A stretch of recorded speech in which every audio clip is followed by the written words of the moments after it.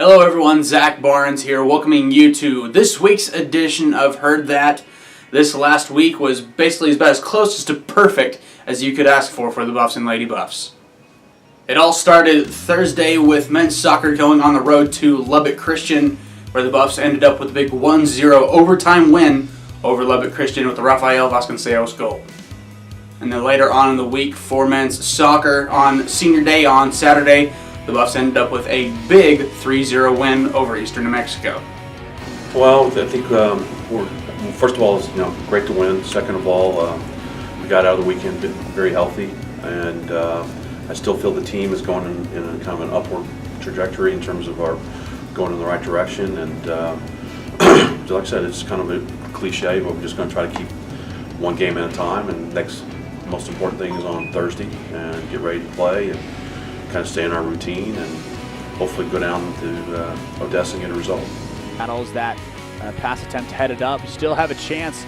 Ball keeps getting closer and closer to that baseline. Makes a move, gives a pass, shot taken, good! And the Buffs will score the first goal of this game. Shettle going to pass it up to Garcia, tries to find Ivan Uoa on the far side. Takes a shot. Gutierrez got his hand on it, but not enough. The shutouts on the weekend not only helped Patrick Satori get named the Division II Men's Player of the Week, he also moved up to the top spot in the West Texas A&M's shutout record.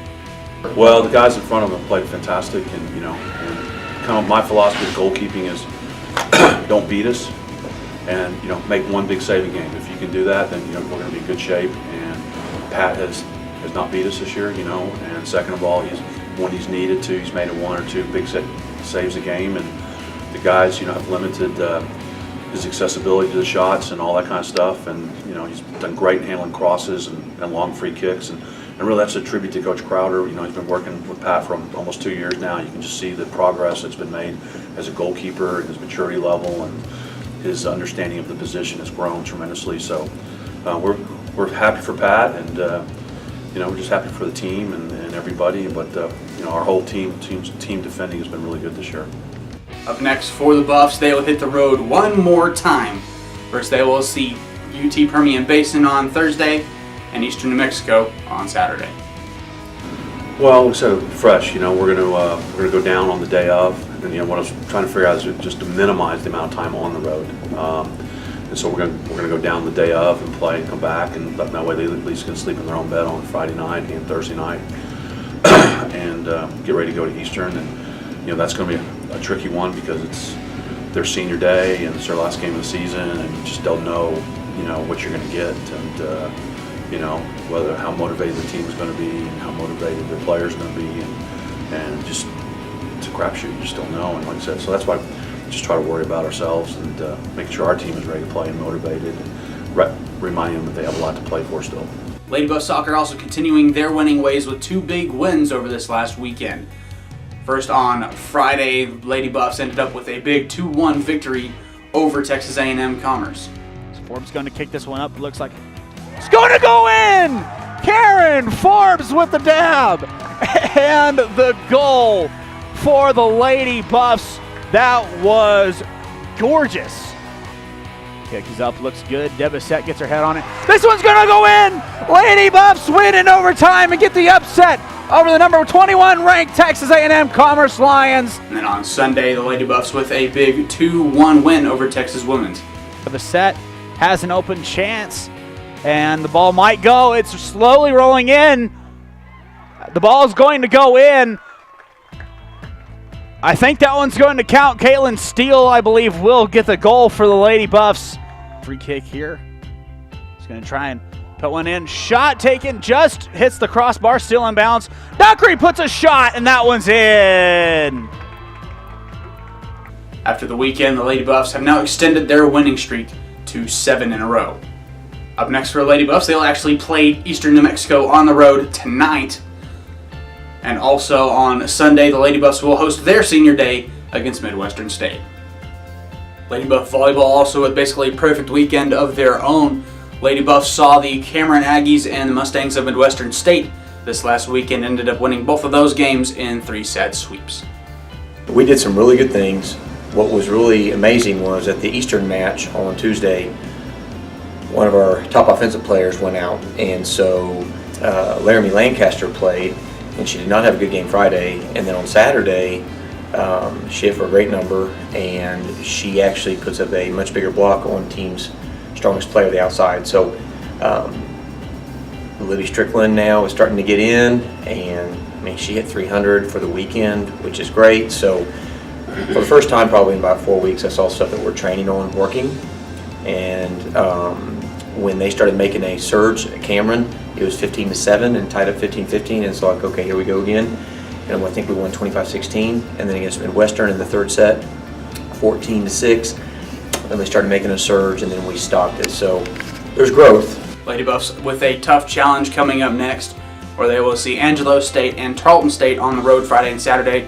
And then on Tuesday, the Lady Buffs will head to Western New Mexico. WTU football also with their biggest weekend this last Saturday with a big 35-27 win over then-ranked number 4 Midwestern State University. Jared Johnson and Devon Pay with the big win, also being named co-LSC Players of the Week. Yeah, for Jared, it's really neat. That guy's come in, worked really hard last year when we redshirted. Great buy-in factor, and really took care of his body over the summer. Put a lot of time and effort in, and he's one of those guys that has been in the program now, and kind of been a depth guy, and worked his way up and got the opportunity to play and play at a high level in a big game and did a fantastic job. And Devon, just a fantastic effort. When we needed him to really carry the ball with some really good run boxes the other night and finish off a game, did a fantastic job in the screen game also. And so, it's neat when guys work hard, prepare the right way, and are real coachable and good teammates. It's neat when they can get some recognition out there for sure. That's the whole thing. I've always said that, when you run the air raid offense, you have to have a great tailback. If you go into this deal thinking, well, it's going to be the 4 wide receivers and a quarterback, you're going to be hurting. You got to be able to run the ball, and especially when they play coverage. We saw a lot of cover 4 the other night, especially when we were in doubles, a ton of cover 4, and so it was a 5-man box. It was just kind of how we were going to control the nickel player or the will linebacker into the boundary, and so that was real important for us. And you've got to have that guy. You got to make him decide, who you're going to be. You're going to be a 6-man box or a 7-man front defense, or what are you going to do? And so when you got a great tailback like Devon, and then you're starting to get these quarterbacks kind of seeing the whole picture, it really helps. Next for WT football, they'll hit the road for another big game as they will see the number 8 ranked Texas A&M Commerce. They got a great kick returner. Their punt returner, kick returner guys are doing a fantastic job. The most important thing for us offensively is ball security. Those guys are creating a ton of turnovers. Their defensive unit stripping the ball, getting strip sacks and some things like that, which Decent always does a good job of coaching that up. And so for me, it's more, take care of the ball, but, it's tempo of play, the whole thing. And then, defensively, we got to stop the run. They got a great tailback just like last week. And so we're going to have to tackle well again. And that's the toughest thing. You got to play well in space against these guys, and so you got to tackle and take care of that. Both men's and women's cross country with solid weekends going down to Texas A&M Commerce for the Lone Star Conference Championship. The men's team ended up getting their 4th straight conference title as a team, and Jeff Chumba also getting his 2nd straight title as an individual. Buffs also finishing the 1st, 2nd, and 3rd spots for the first time since 2008 when Abilene Christian did it. It was a real special weekend. This is a great group of guys. Love to see them walk away with the championship. They did something really cool for me. They made some shirts in dedication to my son who was diagnosed with cystic fibrosis when he was 2 weeks old. So it was really kind of a special occasion. They made it about more than just themselves, and really went out there and executed, and did what we needed to do and walked away with the championship. So I feel good about the weekend. On the women's side, the Lady Buffs ended up finishing 3rd place as a team. Nicolina Relic ended up winning the race as an individual.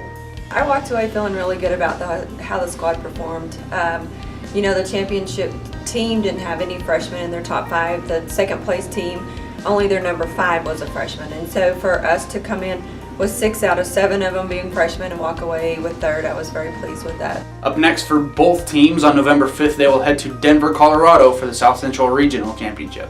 Well, the RMAC Championship happened this weekend, and some things were shook up a little bit. I think there's an opening there for us. I think the 3 and 4 spots at the regional are open, and I think we have an opportunity to get in there and be a top 3 team in the region. Now, if we can do that, I feel like we're a potential top 12, top 10 team at the national meet. But we're going to have our top 3, be tough, be top 15 at the region, and then really it's going to come down to 4, 5, 6 for us, closing the gap, getting in there in the top 40, and hopefully closing that thing out where we can be top 3, top 14. That'll give us a lot of confidence going into nationals. I'd really like to see them run well at this altitude, and I really feel like they have the potential to be the top team in the conference at the regional level. So that right now is our goal, is to correct some things that we need to correct and continue to work, and hopefully we can be that. We've already run at Denver once, and the girls are going to feel confident running at the altitude. On Saturday and Sunday, Lady Buff Equestrian had a successful trip to the University of Oklahoma, winning first place on Saturday and on Sunday finishing second. Up next, the Lady Buffs will host a Western competition on the 30th, so be sure to go out and support your Lady Buffs. Thank you for joining us this week on Heard That. Remember to keep up with all your favorite Buff and Lady Buff sports. You can head over to GoBuffsGo.com for daily updates, as well as every Wednesday come back here for Heard That and all your latest updates. For the WT Sports Network, I'm Zach Barnes, and we will see you next week. Los Consejos got that game.